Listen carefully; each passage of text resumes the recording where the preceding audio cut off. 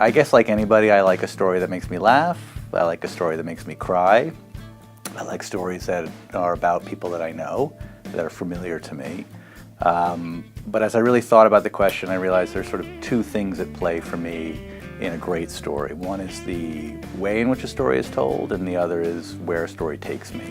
And in terms of the way in which a story is told, I tend to prefer unorthodox storytelling. Stories that are told in an unconventional way, that aren't afraid to break rules, that don't necessarily adhere to a linear structure or a three-act structure, but stories that maybe are told in a sideways manner seem to excite me more than most.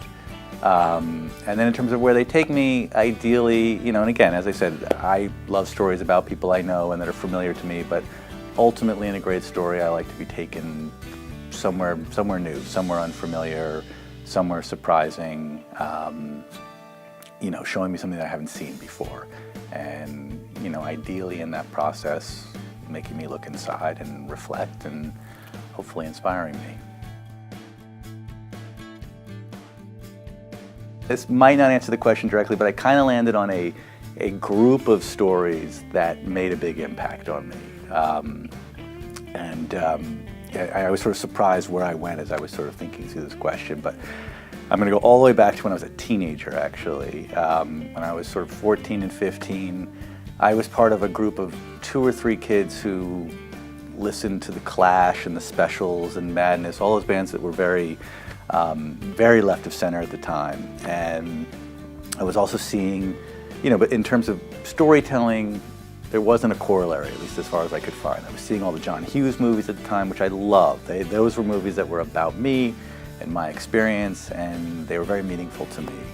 But probably around the time I was 15 or 16, my friends and I discovered the Waverly Theater, which is now the IFC Center, and the Quad, which was closed for a long time and now is reopened. And I remember seeing movies like Suburbia, Smithereens, Jim Jarmusch's first film, or second film, Stranger Than Paradise.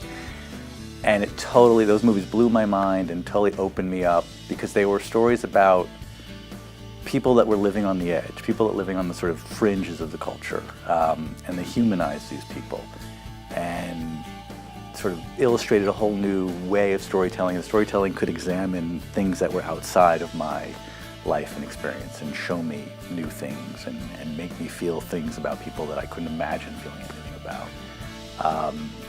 And so seeing that sort of group of films in the mid-'80s made a real impact on the way in which I approach storytelling and developing stories for film or for content. And then also when you look at like Stranger Than Paradise, Jarmusch's film, the language of that film was unlike anything I'd ever seen before. The style of that film, the pace of it was so new and so unfamiliar to me and so exhilarating to me. And that sort of group of films really shaped the way I approach storytelling.